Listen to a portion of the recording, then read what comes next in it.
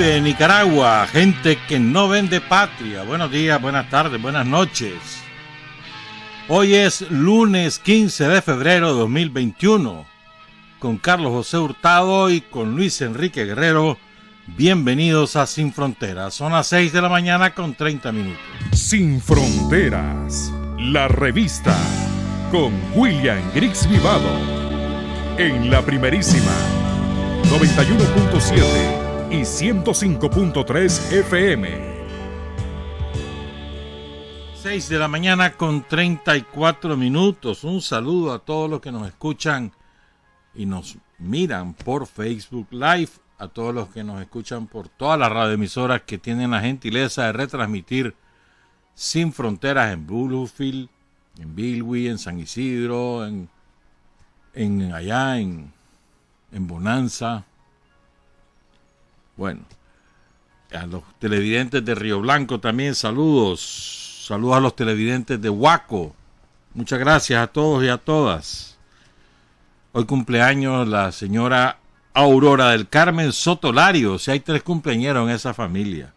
Doña Aurora, Harold Antonio Barberena Páez, Carla Liseta Altamirano. A todos los saluda Eric Barberena. Ayer falleció el alcalde de Malpaisillo, el exalcalde de Malpaisillo, mejor dicho, don Leonel Navarro. Yo lo conocí allá por en el año 97 o 98, por ahí. Era pastor evangélico y tengo un buen recuerdo de su manera de ser. Lo vi una vez después de trabajar con él varias veces y se le veía bien. Me sorprendió su fallecimiento. También falleció el sábado y fue una sorpresa para todos el ingeniero Bayardo Cuadra, ingeniero químico. Y fue una sorpresa porque era un hombre que se le veía bien. Bien. Lúcido, con una memoria prodigiosa, gran estudioso de la historia de Managua, de la historia deportiva, porque era cronista e historiador. Y muy acucioso. Y francamente lamenté su fallecimiento, me sorprendió además. Porque aunque no era ningún jovencito, pero estaba entero todavía. Tenía 84 años, casi 85, y se le veía bien, muy bien. Lamentable su fallecimiento. Saludo a la familia de don Leonel Navarro en Malpaisillo y de Bayardo Cuadra aquí en Managua. A propósito, ayer que fue 14 de febrero y todo el mundo aquí celebrando y que no sé qué, que vaina hasta la pata los restaurantes y las cantinas de este país. Qué barbaridad. Tienen reales. ¿Con quién te tocó? Ayer era la ceremonia oficial, ¿verdad? El sábado también estaban llenos los restaurantes y los bares. Pero fíjate lo que es la vida, es que siempre hay que buscarle, hay que escarbar la historia. El 14 de febrero realmente era una historia pagana, una historia de una festividad romana. Y se celebraba los 15 de febrero, no el 14.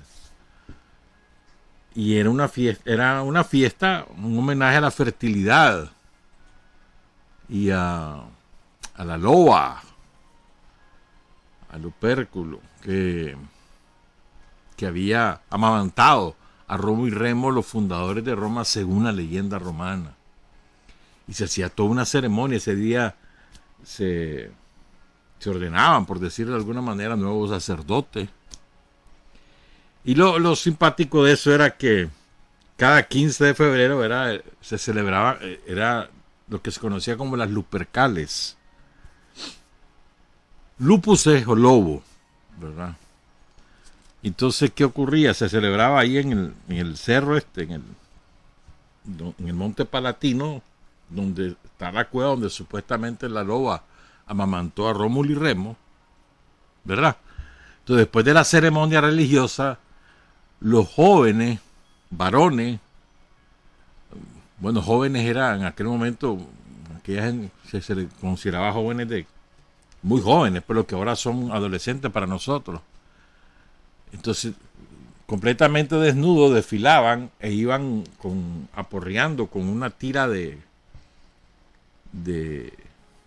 piel de cabra que simulaba ser el órgano sexual masculino, iban aporreando a las muchachas que hacían cola, y porque tenían la creencia que el color morado que surgía después de los mamellazos significaba fertilidad o propiciaba la fertilidad.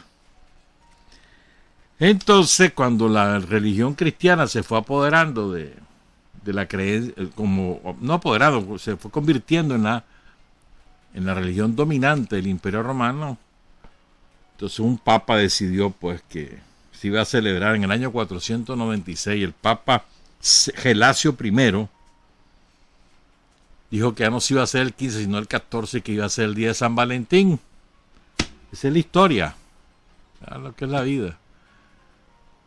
Que era un cura que se había puesto a casar a los chavalos pese a la disposición del emperador de la época en el año 200 y algo, de que no se casaran a los jóvenes porque eso dificultaba que se integraran al ejército en tanta campaña que hacían los emperadores. Hombre, esa es la historia, como tantas otras de sincretismo que hay a lo largo de la vida, como aquí en Nicaragua. La fiesta de los indios en Managua era del 1 al 10 de agosto, eran 10 días de fiesta, y después lo pusieron Santo Domingo.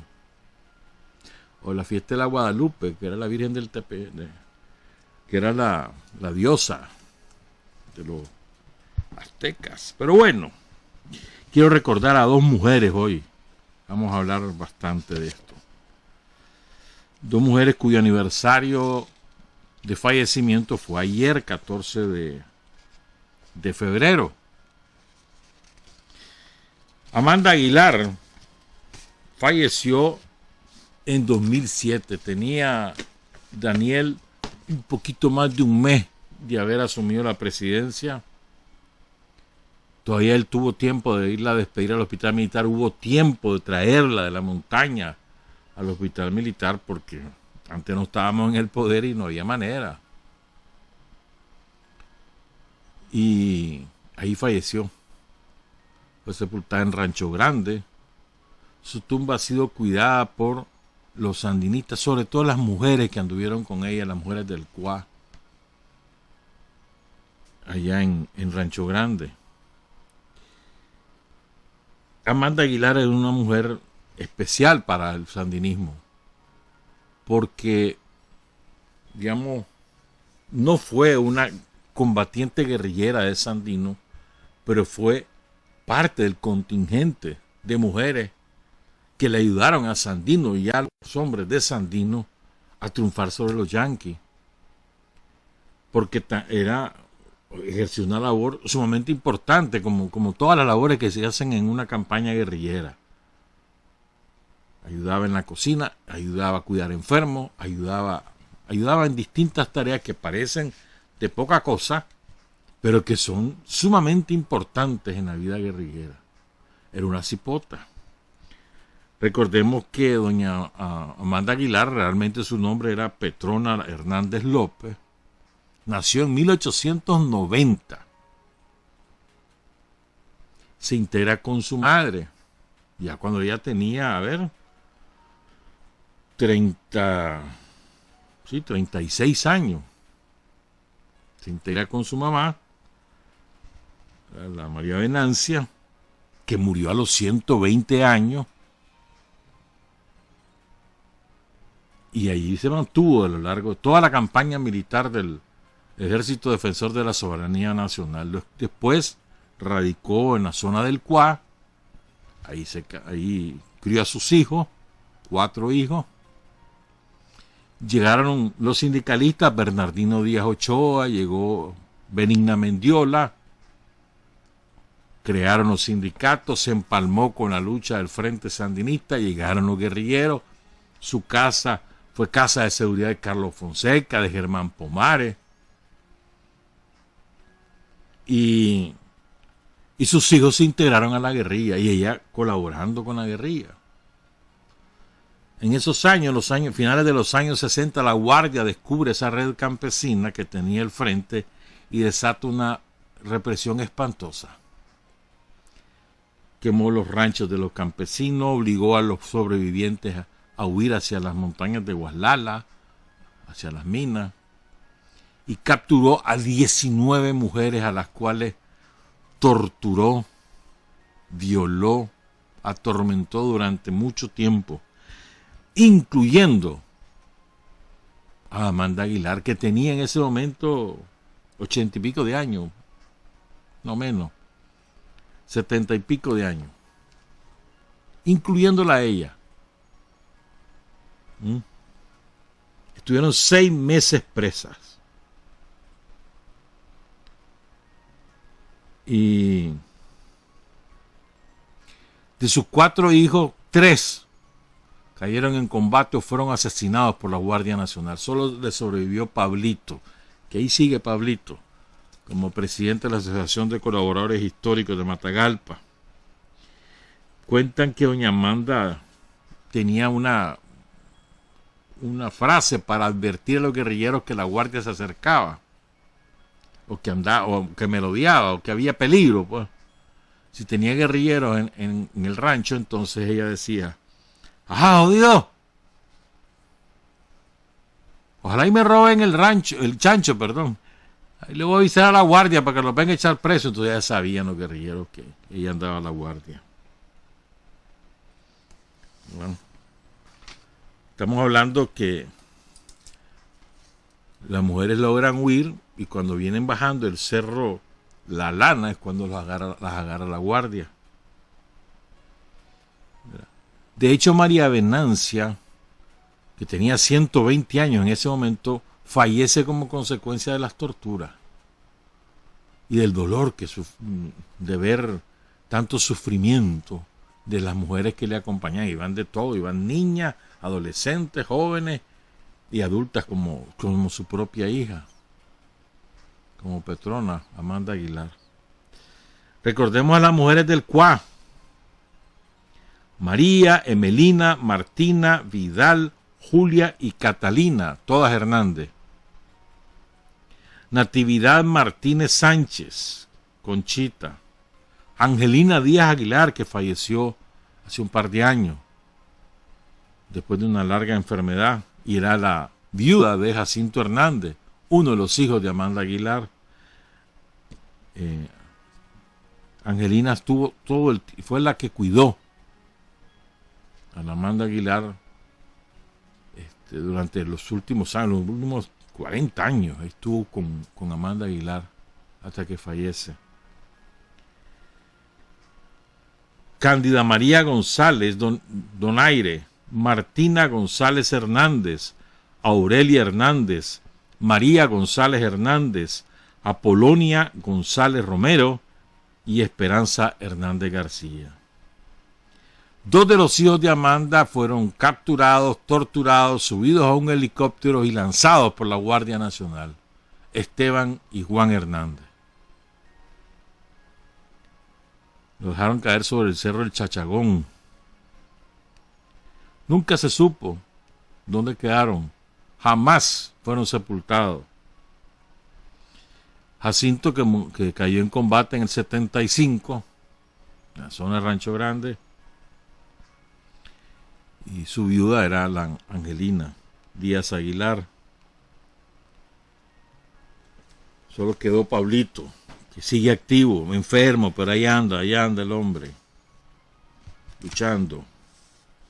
Saludo a todos los sandinistas del Cuá, de Rancho Grande, de Guaslala, de La Dalia, los campesinos sandinistas que ahí siguen firmes, leales, en la pobreza, con dificultades, pero jamás han sido tentados por el enemigo. O mejor dicho, jamás han cedido a las tentaciones del enemigo, que es diferente. Son las 6:48. Ahora quiero que hablemos de Nora Astorga. Tuve el honor de conocerla en sus 3 dimensiones, como guerrillera, como fiscal de los tribunales populares antisomocistas. Duró 2 años, duró ese trabajo y era abogada. Y como diplomática, trabajando primero como vicecancillera, después la mandaron de embajadora ante Naciones Unidas. Una mujer, además de que era preciosa, pero tenía una manera tan delicada de tratar a los compañeros, con una sonrisa de por medio, con mucha firmeza, pero sin necesidad de pegar alaridos ni gritos. Y muy fraterna, muy afectuosa, muy cariñosa. Recuerdo que alguna vez la entrevisté para cuando era fiscal y súper tranquila. Nos habíamos visto un par de años antes, fuera de Nicaragua. Y después ya como diplomática. Que, pues sabes que los atuendos cambian, entonces guerrillera, después como fiscal eran bastante adustos, todo aquel, además generalmente andaba de uniforme, y ya como diplomática, con aquella elegancia, aquella prestancia, una mujer que imponía, más alta, una mujer medía como como un 80 más o menos, pero fácil, una mujer alta, delgada, guapísima, y ya te digo, con un trato pero tan cercano, tan fraterno. Una maravilla de mujer, una maravilla. Y Norita, porque así la conocíamos todos. Fíjate bien, Norita andaba en una misión diplomática ahí en Zimbabue, en el África, y se sintió mal. Acudió a los médicos, después pasó por La Habana, la chequearon y ahí le diagnosticaron el cáncer de seno con metástasis a los pulmones. Un diagnóstico devastador. Devastador. Fíjate lo que es, ¿verdad? Ellas le dieron muy pocos meses de vida. Y lo que es, ¿verdad? Ella ya sabe que tiene cáncer, que tiene pocos meses de vida. Y la revolución le dice, necesitamos que te vayas a Nueva York al frente de lucha en Naciones Unidas. Porque antes la revolución la había intentado que fuese la embajadora de Nicaragua en Estados Unidos. Pero Reagan rechazó, no le dio el plácet por una razón. Ella fue la principal ejecutora del comando que ajustició a Reinaldo Pérez Vega, el Perro Vega, que era un agente de la CIA, y la CIA vetó su nombramiento como embajadora. Entonces, como no cuaja eso, finalmente la nombran en Nueva York, que aunque está en Estados Unidos, la sede de Naciones Unidas tiene un régimen especial y ahí no tenía por vela en el entierro. Los yanquis tuvieron que tragarse que Norita Astorga fuera la representante de Nicaragua. Brillante su participación, y ya estaba enferma. Ella ya tenía cáncer y sabía que su final era inevitable. Incluso ella tuvo una crisis, si mal no recuerdo. Sí, porque sí, así creo que así fue en el 87, si mal, o era en el 86, algo así. Tuvo una crisis que parecía que se moría ese día. Y la mujer sobrevivió, regresó a Nicaragua, se fue a la playa, disfrutó a sus hijos, tenía 2 hijos, incluso embarazada de uno de ellos. Se mete al Frente Sur y murió en paz consigo misma, pues. ¿Verdad? Con orgullo, sandinista hasta la muerte. Una mujer de una sola pieza, reclutada por Carlos Agüero en la UCA. Ahí estudiaba Carlos y estudiaba Norita.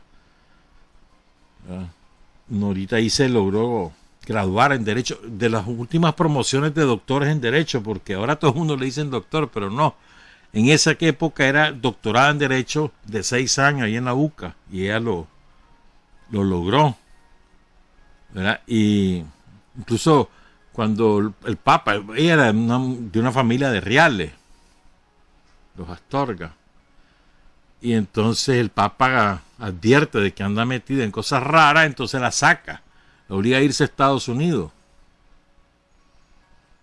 y a estudiar medicina, pero se regresó, y ya cuando se regresó no hubo manera que la controlara el Papa. Ya tenía 19, 18 años, y ya se mete en el medio estudiantil y a colaborar con el Frente. Era correo y casa de seguridad y chofer de Oscar Turcios. ¿Verdad? Ella provenía del movimiento cristiano, una mujer muy, muy cristiana, muy católica, muy devota.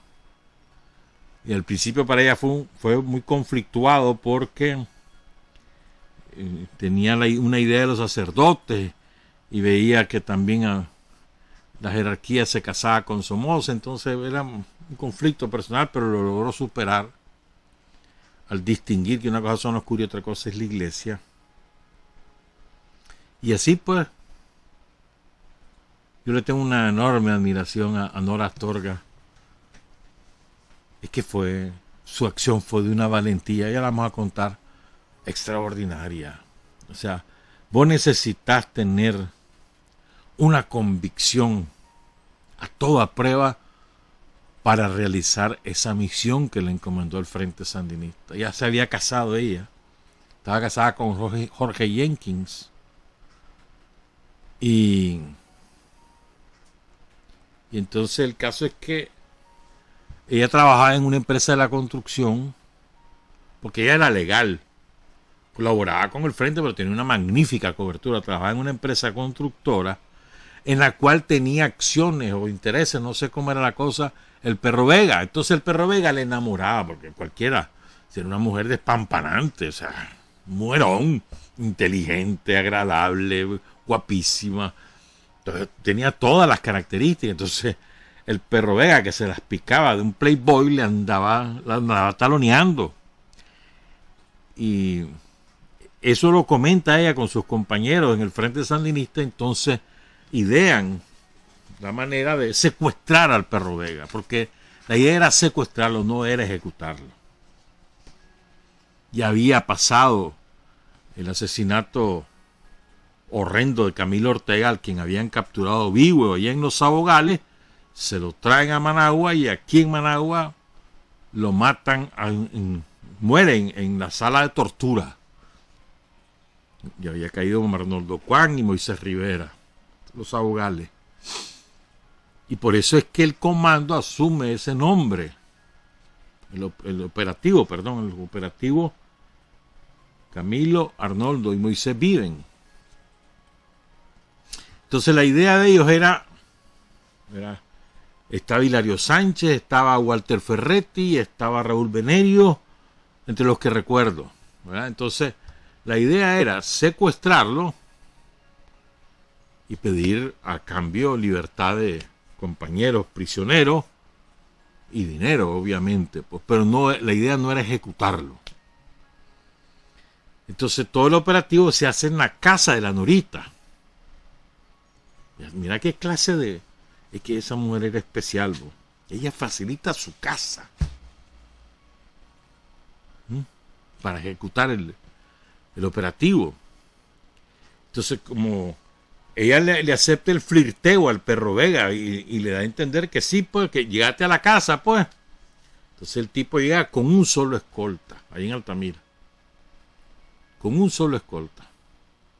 Y lo manda a comprar guaro, vodka. Y están en esa, pues, en la sala, no sé qué. Se acaba el vodka, lo manda a comprar de nuevo, y ahí es cuando ya la Nora le da a entender, vámonos pues a la cama. Ella entra al cuarto. En el cuarto ya están escondidos dos de los compañeros, listos para ejecutarlo, para ejecutar el secuestro. Y entonces ella se suponía que tenía que desarmarlo. Se da un forcejeo, tienen que salir los compañeros, El tipo se resiste porque era un hombre de unos 45, 50 años, pero corpulento, con un entrenamiento cuando soldado, cuando cadete, de los buenos, de entrenamiento de los marinos yanquis. Entonces, un tipo entrenado que se mantenía en forma. Se resiste, lo tienen que cachimbear. Y finalmente lo tienen que matar. Porque el tipo no había manera de dominarlo. Y lo matan. Ya. Y entonces aquello fue, hermano, yo me acuerdo de eso. Fue simbró a la dictadura aquello. La simbró porque el Perro Vega era el jefe de los servicios de inteligencia. Y él era el encargado de dirigir las torturas de los prisioneros políticos. Él era el que ideaba incluso métodos de tortura. El Perro Vega. Temido por los propios guardias, porque además también hacía contrainteligencia. ¿Verdad? Entonces, temido, odiado y temido, ¿qué es más importante? Me pregunto, odiado y temido por todo el mundo. Somoza de Baile tenía una enorme confianza y respeto, pero además lo mantenía con cuidado, procuraba no arrecharlo al Perro Vega. Y Somoza sabía que trabajaba con la CIA, entonces todavía con mayor cuidado. O sea, el Perro Vega tenía márgenes de, ¿cómo te dijera yo? De operacional, de autonomía bastante grande dentro de la guardia. Y un poder enorme. Su segundo era el coronel Bayardo Girón, que quedó al frente de esa dirección de la guardia una vez que él es ajusticiado. Entonces el Perro Vega era un tipo sumamente importante para la dictadura, para la guardia somocista. Muy importante. Se conocía los secretos de todo el mundo, de la burguesía, de los somocistas, de los chavalos que se habían metido al frente. Se sabía al detalle muchísimas cosas. Y tenía una enorme red de información. Había reclutado mucha gente. La manejaba él, además. Esa fue una de las dificultades de la seguridad después, porque no hay empalme con Girón. Y hay muchas cosas que él se lleva a la tumba. Que solo él las sabía. El caso es pues que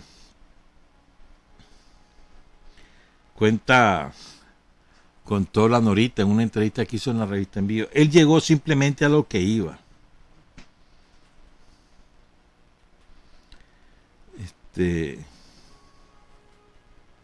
Yo lo desarmé, me quité todo lo que andaba encima, hice tal como habíamos planeado, los compañeros salieron, lo inmovilizaron, él presentó resistencia fuerte, empezó a pegar gritos. Fue cuando yo fui al garaje a traer un carro que tuvieron que matar al perro. Ofrecía demasiada resistencia y hubo que ajusticiarlo. Nunca me sentí culpable con el operativo. El operativo se pensó no para matarlo, sino para un secuestro. Segundo, porque yo no estaba presente en el momento en que él murió. Y tercero, porque él representaba la represión. La guardia ese mismo día, mandó echar presa a la familia, a su papá, a sus hermanos. Y una semana después, Norita manda una carta al diario La Prensa, acompañada con una foto donde ella está vestida de guerrillera en el frente norte.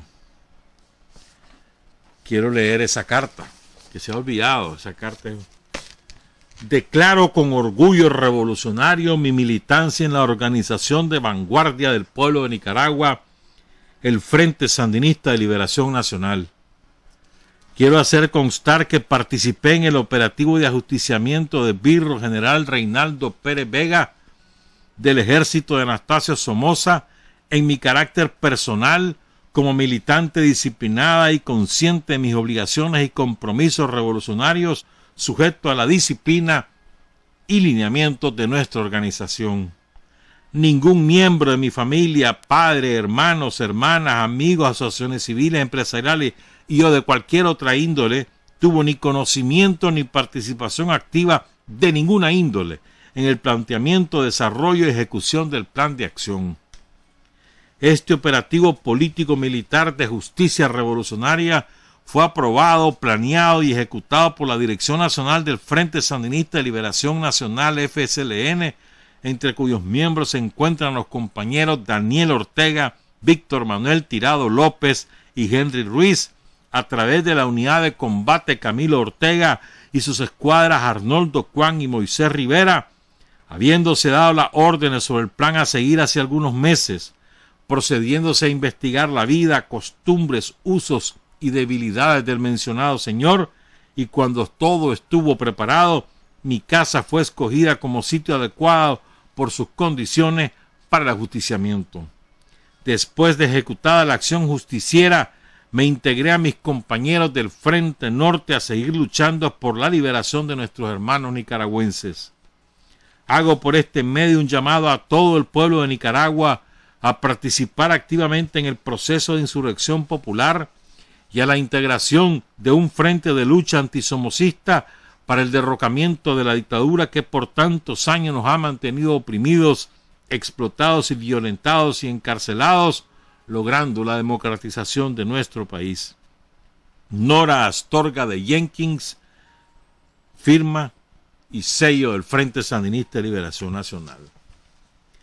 Después, el Frente decidió aclarar los hechos porque lo que se difundió, o que lo que la Guardia se encargó de difundir, la dictadura a través de sus diarios y de sus medios, era que el Perro Vega había sido bestialmente torturado y asesinado de una manera brutal.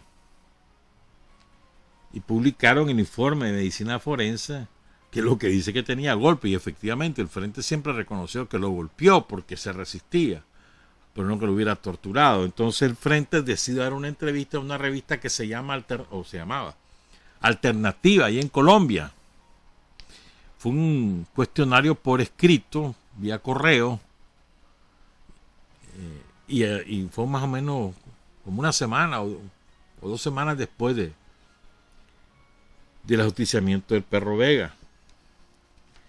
La entrevista se la dio al periodista Jorge Restrepo, ¿verdad? Entonces dice así: el Frente Sandinista de Liberación Nacional cedió a que al periodista Jorge Restrepo, la revista Alternativa de Colombia, entrevistar a uno de nuestros dirigentes en algún lugar de la ciudad de Managua. Nos interesaba sobre todo aclarar a la opinión pública internacional las causas y circunstancias en que se ejecutó el operativo para ajusticiar al general Reinaldo Pérez Vega, uno de los más connotados sicarios del régimen somocista, odiado hasta por sus compañeros de la Guardia Nacional y temido por sus subalternos, hombre clave de la Agencia Central de Inteligencia de los Estados Unidos en Nicaragua.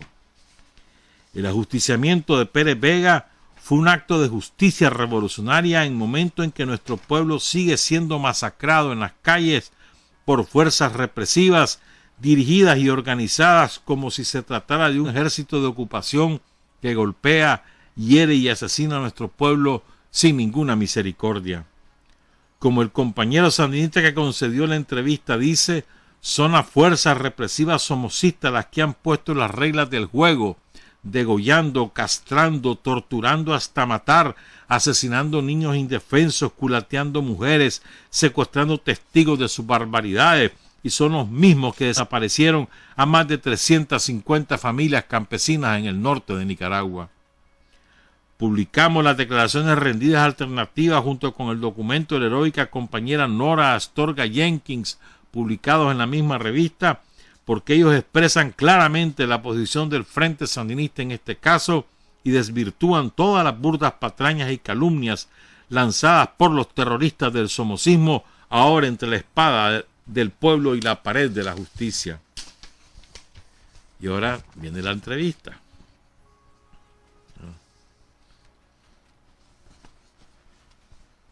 Le pregunta a la revista el periodista Restrepo: hay muchos rumores sobre la muerte del general Pérez Vega. Se dice que fue torturado y mutilado. Se oye decir que fue un acto cruel e injustificado. Responde el dirigente sandinista: queremos decir que es absolutamente falso que torturamos al general, que lo pinchamos, que le sacamos los ojos, que le cortamos la lengua, que lo castramos, como ha dicho. la prensa local. Es falso y los rumores buscan que se tenga de nosotros una imagen de crueldad y terrorismo. Para el Frente es muy importante aclarar a los nicaragüenses lo sucedido. El Frente quería secuestrarlo para exigirle a Somoza a cambio lo siguiente: la libertad de los sandinistas presos, en ese momento algo más de 60, los salvoconductos para los asilados en las embajadas de México, Costa Rica y Venezuela, una buena cantidad de dinero para los huérfanos de Monimbó y el retiro de las tropas que adelantan una intensa operación contraguerrillera en el norte de Nicaragua. La acción fue preparada durante 7 meses. Hicimos un estudio detenido de la personalidad del general Pérez Vega, especialmente de su debilidad principal, que eran las mujeres. Casualmente, Nora Astorga trabajaba en Asovip, una gran empresa de construcción en la cual el general tenía intereses. Hacía meses él le hacía propuestas galantes a la compañera y las instrucciones que se le dieron fueron que lo mantuviera esperanzado. Posteriormente a la masacre de Monimbó, decidimos que había llegado el momento. Pérez fue responsable directo en Monimbó como de la operación Veloz en el norte. Teníamos que utilizar cualquier medio para aliviar la presión sobre nuestras columnas en esa zona. La compañera llamó a las oficinas del ejército y le dejó razón que quería verlo. El general viajó inmediatamente desde el norte y llamó como a las 6 de la tarde. Nora le dijo entonces que aceptaba, que lo estaba esperando, que viniera sin escolta y que había mandado a sus hijos donde unos familiares. Las escuadras estaban instaladas en su casa desde 48 horas antes. Cuando el general entró, los muchachos se le echaron encima. Él empezó a gritar y a llamar a su chofer. Trató de sacar la pistola. La compañera se le guindó para impedírselo y los muchachos tuvieron que golpearlo con las culatas. En ese momento afuera su chofer arrancó. Eso cambió todo porque podía comunicarse con la seguridad y no podíamos arriesgarnos. Tuvimos que eliminarlo. Ya le habíamos vendado los ojos y la boca y aplicado una inyección. Utilizamos arma blanca porque la casa de Nora está en un vecindario movido. La bandera encima del cadáver la colocamos nosotros para que no quedaran dudas. Le pregunta a Restrepo: ¿no creen que ese tipo de acciones precipita una reacción en cadena de atentados personales que le da a la guerra revolucionaria un aspecto terrorista? Contesta el compañero del Frente: este es el primer acto de este tipo que hace el Frente. Consideramos que ese tipo de cosas tiene que ver con la etapa preinsurreccional que vive Nicaragua. Es normal que en ella desaparezcan sujetos como Pérez Vega, responsable directo del genocidio de Monimbó. La guerra exige este tipo de acciones. A la violencia reaccionaria hay que responder así. Somos una organización revolucionaria y actuamos como un ejército. No queremos entrar en la dinámica del ojo por ojo. Ellos cogieron en Catarina a nuestro comandante Camilo Ortega, lo torturaron y lo castraron en vez de capturarlo y enjuiciarlo. Si el ejército no actúa de acuerdo con normas humanitarias y de guerra con nuestros militantes, responderemos en la misma forma. Si ellos respetan las reglas del juego, nosotros las respetaremos. Así de claro, así de firme.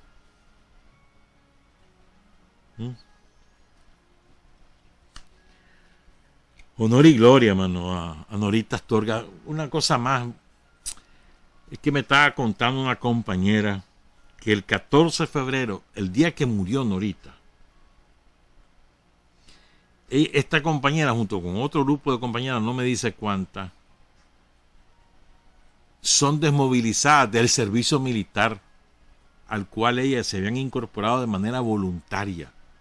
Un grupo de muchachas, chavalas, estudiantes de secundaria, estudiantes de universidad, algunas de ellas ya con familia propia. Tuvieron 2 años. Se especializaron en defensa antiaérea. Ahí está una foto. Se la vamos a poner. La única foto que nos mandó la compañera Scarlett. Y algunas de ellas ya fallecieron. Nunca les han hecho un homenaje. La Fuerza Aérea debería hacerlo, en mi opinión. general Espiro Bassi, el general Avilés tal vez hace un esfuerzo. Deberían hacerle un homenaje a estas compañeras. Porque en aquella época, primero que se fueron voluntarias, segundo que eran mujeres y en general había cierta resistencia a aceptar mujeres en las Fuerzas Armadas, pese a que las mujeres fueron decisivas en la lucha guerrillera, pero el machismo se imponía. Y las chavalas se fueron voluntarias, recibieron entrenamiento, se especializaron en defensa antiaérea y eran excelentes soldados. Dice esta compañera Scarlett que quien más creyó en ella fue el teniente coronel Óscar Cortés Marín y el coronel Julio Ramos.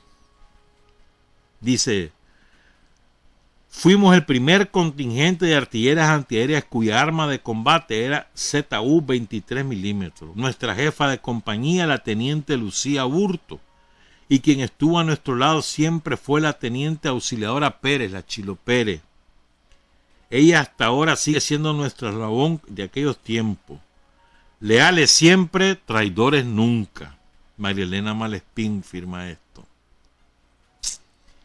Dice Scarlett: para nosotros lograr cumplir los 2 años y con tareas en cada recinto, barrio, colegio, trabajo, era la continuación de la tarea asignada. Es mi orgullo ser, dice la compañera, una cachorra de Sandino.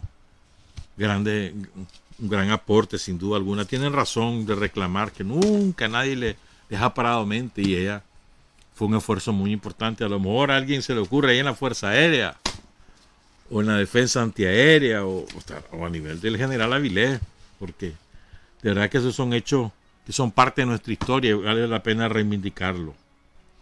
Una pausa, volvemos, son las 7:16. Hay hombres que luchan un día y son buenos. Hay hombres que luchan un año y son mejores. Pero hay hombres que luchan toda la vida. Esos son los imprescindibles. 7 de la mañana con 20 minutos. Fíjate que ayer, lo que verá con algunas personalidades políticas, la muerte suele limpiar, o la burguesía se encargan, los aparatos de propaganda de la burguesía se encargan de limpiar todas sus chanchadas. Esto es lo que está ocurriendo con Menem. Menem fue un delincuente. Se murió ayer, un delincuente. Saqueó el Estado argentino, privatizó todo, impuso el neoliberalismo, orilló a que muchos jubilados se suicidaran porque les habían quitado sus pensiones. Dejó en la bancarrota Argentina. Eso creó todas las condiciones para el estallido social, después con Fernando de la Rúa y todo aquello. Fue un tipo atroz. Ahora el gran estadista, que porque ganó 2 elecciones. Incluso el tipo fue tan descarado. Después que gana la segunda elección le preguntaron: pero mire, usted ha hecho esto, ¿por qué no lo dijo cuando fue electo? Porque si lo decía perdía, dice el mae. Porque llega a la presidencia con un discurso de centroizquierda, progresista. Y una vez, igualito que hizo Fujimori en el Perú, y una vez puesto en el poder, impuso la agenda neoliberal a ultranza, pero es que privatizó todo. Desapareció el tren también él. Cualquier parecido con Nicaragua no es coincidencia, ¿viste? El mismo estilo. Privatizó todito. Y se robó. Después se dedicó a la farándula porque se casó con una vedeta ya. Entonces la gente muriéndose de hambre y él en la farándula. Perdonó a los militares asesinos, responsables de miles de desaparecidos, de tortura. Los perdonó. Incluso me acuerdo que lo recuerda la de Bonafini, pero mejor lo que lo recuerde ella. Porque la bebé de Bonafini, que es la presidenta de la Asociación Madre de la Plaza de Mayo, lo cuenta de una manera. Creo que es importante que reflexionemos sobre esto. Después lo tiramos, pero quiero contar lo que ella dice. La noticia de hoy, esto escrito ayer, murió Menem. Y entonces empiezan a aparecer las hipocresías. Todo el mundo hablando maravillas de él. Yo comprendo a quienes tienen que recurrir a formalidades que están muy claras. Por ejemplo, se pasó Manuel Alberto Fernández, otro. Ese es un gallo gallina que nunca lo entiendo. Alberto Fernández no solamente, ay, mi pésame, mi dolor a la fulana, sino que además decretó 3 días de duelo. Increíble, mano, pero bueno. Así es el juego institucional, dice B. Pero las madres no podemos ser así, ni tenemos que apelar a ninguna formalidad. Hacemos política desde la informalidad. Menem puso como ministro de Economía a Domingo Cavallo, que mandó a lavar los platos a los científicos, maltrató a los maestros y entregó el país a las multinacionales. Menem estuvo en el contrabando de armas, hecho que las madres denunciamos oportunamente, con mucha seriedad. Menem dictó el perdón para los asesinos de nuestros hijos y de nuestras hijas. Casi nada, ¿no? Se dedicó a la farándula mientras el país se moría de hambre y nos dejó a los jubilados en la lona.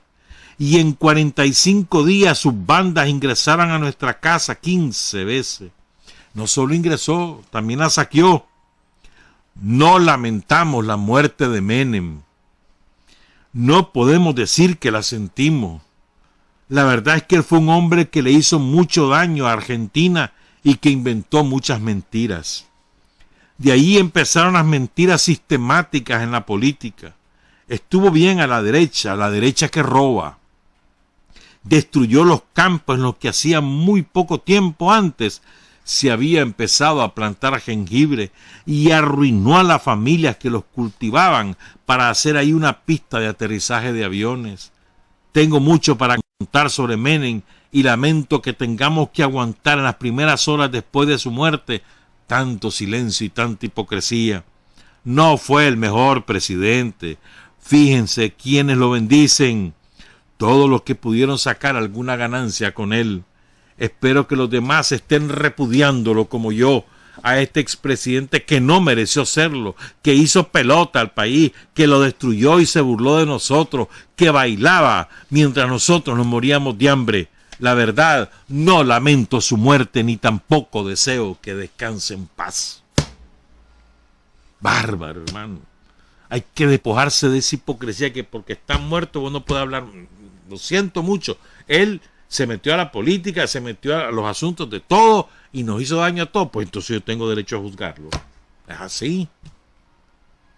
Que se murió, pero bueno, yo no. Aquí hay algunos que puede ser que mañana se mueran como todos nosotros. También yo me puedo morir mañana o hoy mismo. Pero si te metes a la política, hermano, ya sos juzgado, ya está. ¿Qué? No, hombre, ay, que es que no se puede defender, que me fregué, que se va a defender. Delincuente, bien muerto, ya está. 90 años tenía. Fue 2 veces presidente de Argentina en los años 90. Y ya te digo cómo llegó.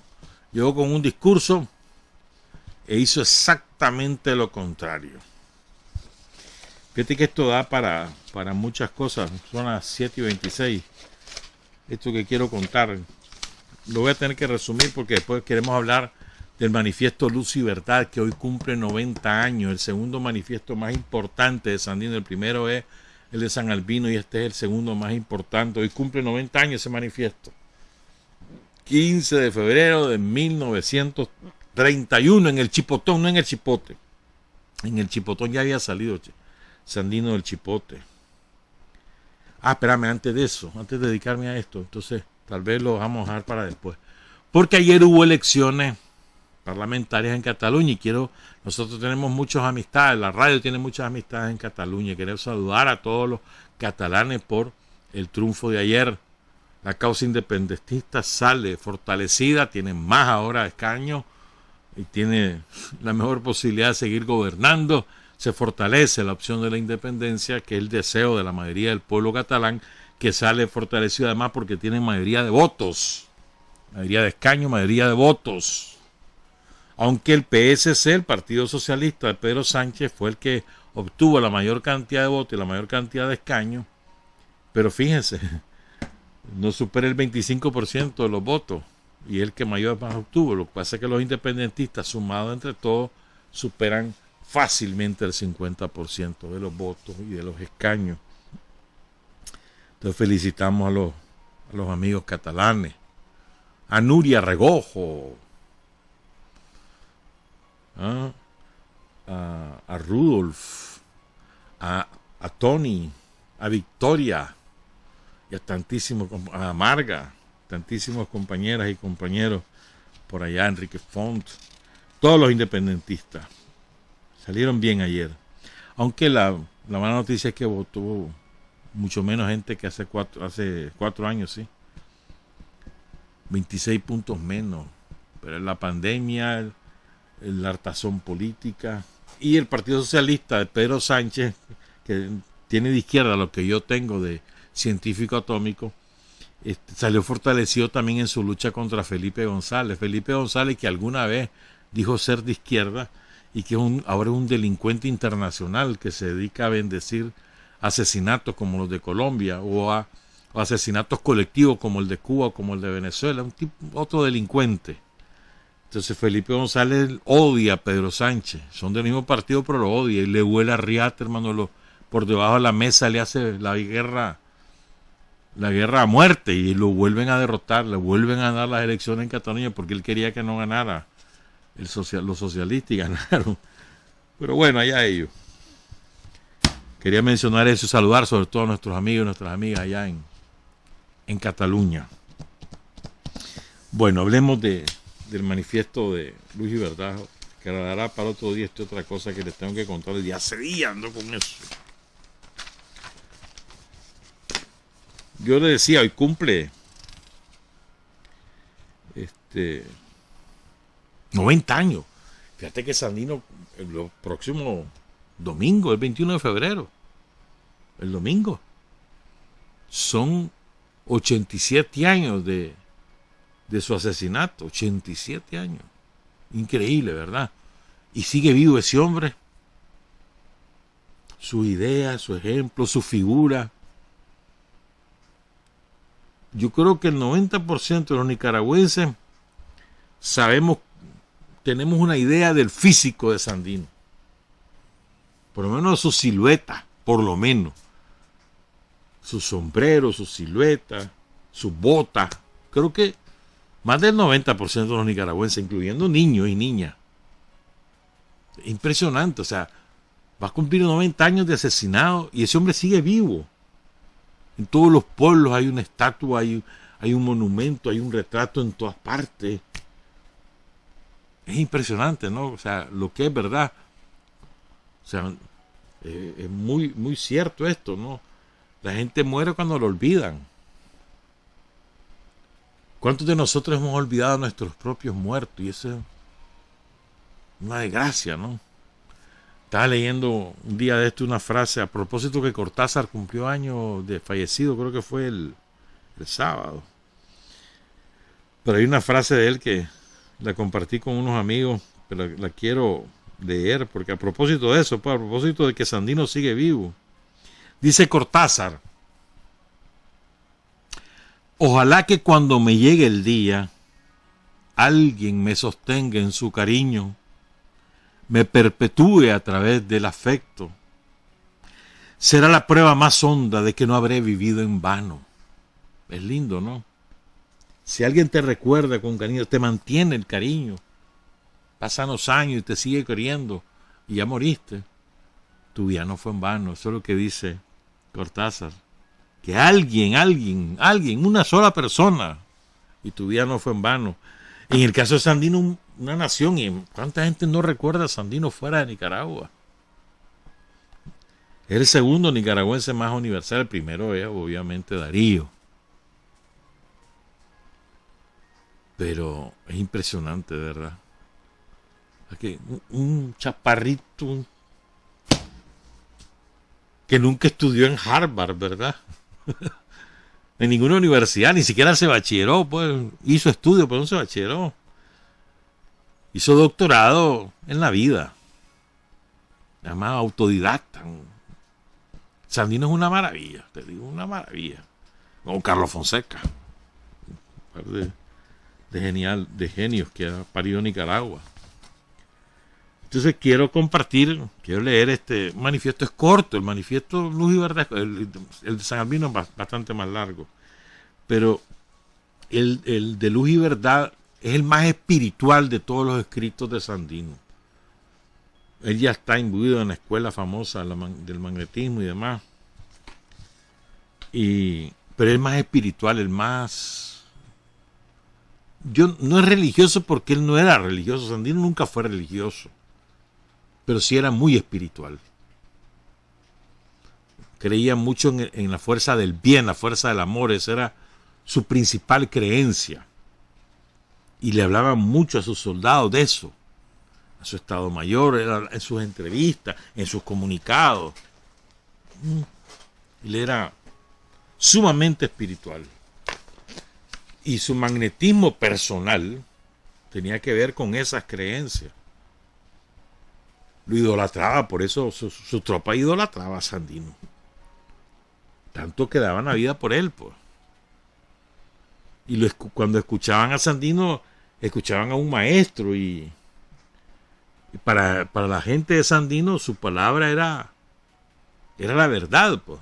O sea, tenía una poderosísima influencia por sus conocimientos, su sabiduría y sobre todo por su consecuencia. Eso es lo que más autoridad le dio a Sandino ante sus tropas, la consecuencia, hacía lo que él pensaba, predicaba con el ejemplo, ¿verdad? No era que Ucho vayan y él bebiendo guaro y metido dirigiendo la guerra, ¿verdad? Y pasando las privaciones de todo el mundo.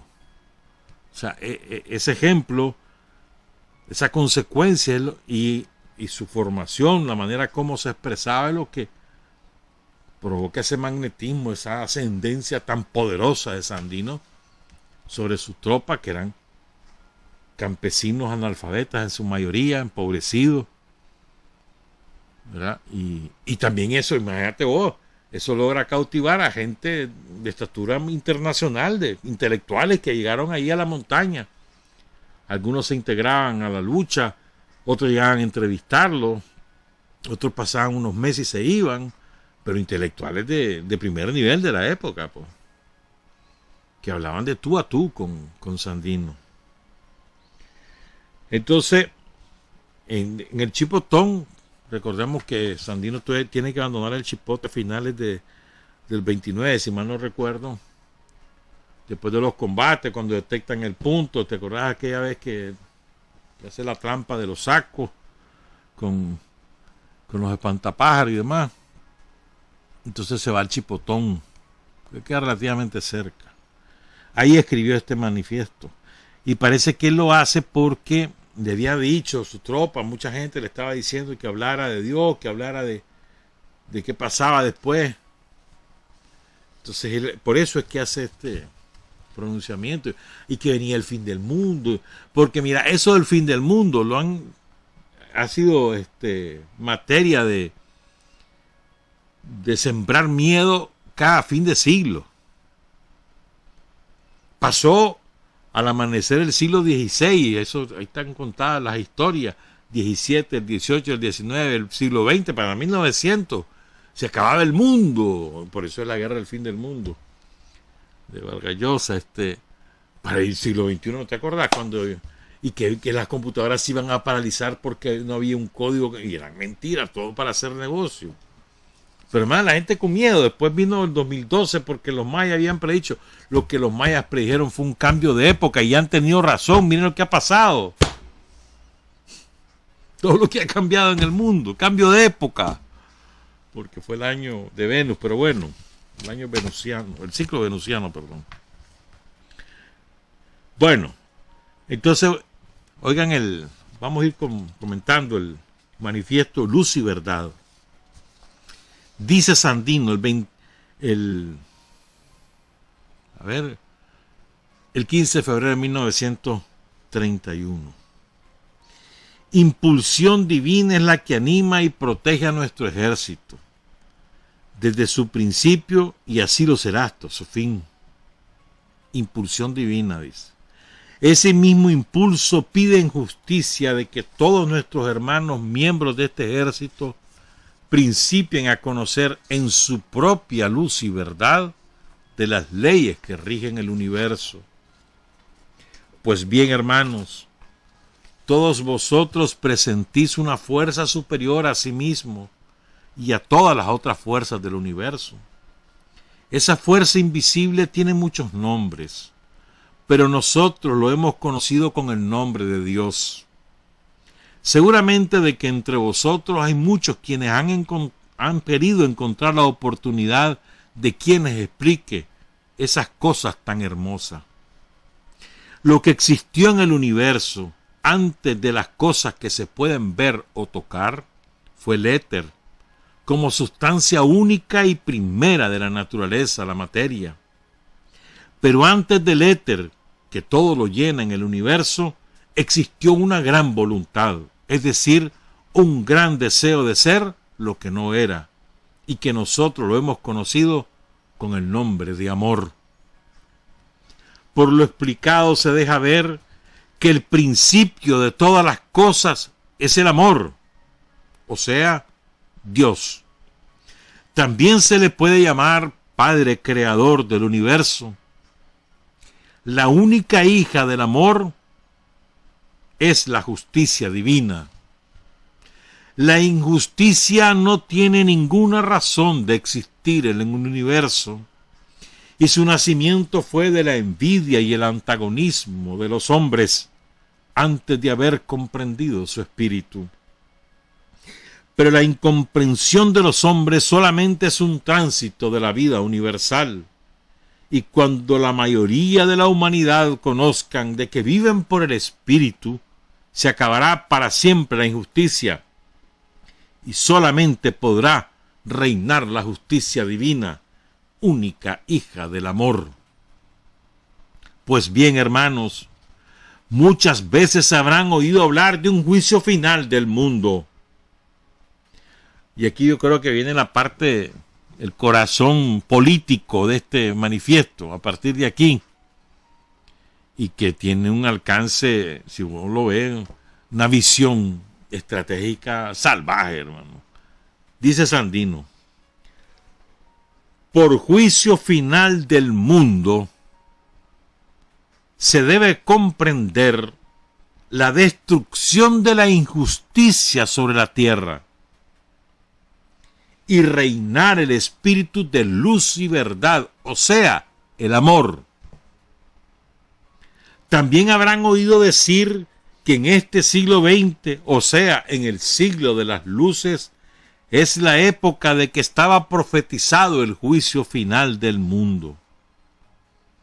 El siglo en cuestión se compone de 100 años y ya vamos corriendo sobre los primeros 31, lo que quiere decir que esa hecatombe anunciada deberá de quedar definida en estos últimos 69 años que faltan. No es cierto que San Vicente tenga que venir a tocar trompeta, ni es cierto de que la tierra vaya a estallar y que después se hundiría. No. Lo que ocurrirá es lo siguiente: que los pueblos oprimidos romperán las cadenas de la humillación con que nos han querido tener postergados los imperialistas de la tierra. Las trompetas que se oirán van a ser los clarines de guerra, entonando los himnos de la libertad de los pueblos oprimidos contra la injusticia de los opresores. La única que quedará hundida para siempre es la injusticia, y quedará el reino de la perfección, el amor, con su hija predilecta, la justicia divina. Perdón. Cábenos la honra, hermanos, de que hemos sido en Nicaragua los escogidos por la justicia divina a principiar el juicio de la injusticia sobre la tierra. No teman, mis queridos hermanos, y estén seguros, muy seguros y bien seguros, de que muy luego tendremos nuestro triunfo definitivo en Nicaragua, con lo que quedará prendida la mecha de la explosión proletaria contra los imperialistas de la tierra. Sinceramente, vuestro hermano, Cuartel General del Ejército Defensor de la Soberanía Nacional de Nicaragua, El Chipotón, Las Segovias, Nicaragua, Centroamérica, 15 de febrero de 1931, Patria y Libertad.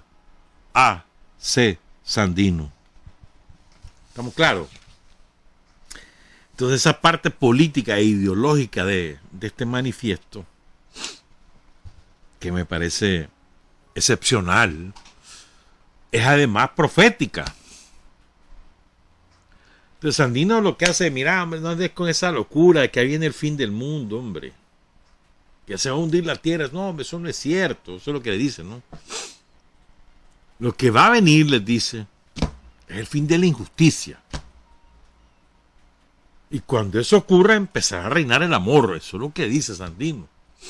E insiste varias veces, 3 o 4 veces, la justicia como hija única o privilegiada o predilecta del amor.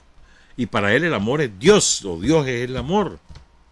Esa es su concepción, y eso es lo que le traslada a sus soldados. ¿Verdad? Y entonces les dice, lo que va a venir es la lucha de los pueblos oprimidos por liberarse del yugo. Eso es lo que va a venir. Eso es lo que va a ocurrir, les dice. Los pueblos oprimidos romperán las cadenas de la humillación. Y miren cómo es. Sandino lo escribe en el 31. Empezaba la Gran Depresión en Estados Unidos. Después vino la Segunda Guerra Mundial que devastó a todo el mundo occidental, bueno, a todo el planeta más bien, porque China, Japón, todo el planeta. Y después vinieron las luchas de los pueblos africanos que se sacuden el yugo colonial. Y la lucha en América Latina. Y así ha sido la lucha por sacudirse el yugo. Y en algunos países se ha logrado conquistar la justicia, en otros, la mayoría no. Pero lo que él dice es eso. Las trompetas que se oirán serán los clarines de guerra entonando los himnos de la libertad de los pueblos oprimidos contra la injusticia de los opresores. Esas son las trompetas, dice. Anden creyendo en angelitos, acá no. Unos pueblos luchando, cantando por su libertad. Eso es lo que se va a escuchar, les dice Sandino. Dicho en otras palabras. Y entonces les dice, mira, nosotros, que en Nicaragua hemos sido escogidos. Tenemos esa dicha. Tenemos esa honra. ¿Verdad? Que aquí va a empezar el juicio a la injusticia sobre la tierra. Clase de confianza la que tenía. Y la que él le trasladaba a su gente, la moralizaba. Sos protagonistas del inicio del juicio a la injusticia. Y no tengan miedo, le dice, estén seguros, muy seguros, de que muy pronto tendremos el triunfo definitivo en Nicaragua. Y acertó, sacaron a los yanquis, después lo asesinan a él, pero acertó otra vez, porque triunfó la revolución de sus hijos, de sus nietos, que inspirados en su ejemplo, logran expulsar del poder al hombre que lo mató, al último marino yanqui. Mejor dicho, a los hijos del último marino yanqui, porque Somoza García había sido ajusticiado por Rigoberto López Pérez. O sea, y él dice, verá, muy luego tendremos nuestro triunfo definitivo en Nicaragua, con lo que quedará prendida la mecha de la explosión proletaria contra los imperialistas de la tierra. Una conciencia de clase, hermano, nacionalista extraordinaria. Ese es el Sandino de 1931. No del final, no, del 31, mitad de la lucha. Extraordinario. Entonces tengamos en cuenta que él se dirige a su tropa, a sus oficiales, que para eso es este manifiesto. A ellos les está hablando. Claro, tiene también un público general porque también se comparte con el resto del pueblo. Pero es importante, él intenta moralizar a su tropa y decirle cómo es la cosa. ¿Qué los inspira? ¿Qué luchan? ¿Por qué luchan? ¿Cuál es el futuro? O sea, de una enorme sabiduría, más una lógica política muy importante, porque para moralizar a su gente. Se detecta cómo anda la cosa y dice, mira, espérate, si aquí no hay fin del mundo, no es que se va a hundir la tierra, no, espérate, eso no es así. Lo que va a pasar es esto, dice, acabar la injusticia, pero no es que se va a hundir la tierra. Y además nosotros estamos en el centro de eso. Y cuando eso ocurra, aquí va a ser las trompetas, pero de la liberación universal, no de los angelitos. Quedará prendida la mecha de la explosión proletaria, y habla de esos términos, proletario, un término marxista. Ahí lo toma. O sea, es muy importante ese manifiesto en esos términos, en los términos ideológicos, espirituales y políticos. Es el más espiritual de todos sus escritos, sin duda alguna. Hay que leer a Sandino, hay que abrevar en Sandino, en el pensamiento, en la obra de Sandino, como en la de Carlos Fonseca, nuestros grandes inspiradores de la lucha revolucionaria en Nicaragua. Trabajar, avanzar, combatir, vencer, patria y libertad. Revolución es sentido del momento histórico. Es cambiar todo lo que debe ser cambiado. Es igualdad y libertad plenas. Es ser tratado y tratar a los demás como seres humanos. Es emanciparnos por nosotros mismos y con nuestros propios esfuerzos. Es desafiar poderosas fuerzas dominantes dentro y fuera del ámbito social y nacional. Es defender valores en los que se cree, al precio de cualquier sacrificio. Es modestia, desinterés, altruismo, solidaridad y heroísmo. Es no mentir jamás ni violar principios éticos. Es convicción profunda de que no existe fuerza en el mundo capaz de aplastar la fuerza de la verdad y las ideas. Revolución es unidad, es independencia, es luchar por nuestro sueño de justicia para Cuba y para el mundo, que es la base de nuestro patriotismo, nuestro socialismo y nuestro internacionalismo.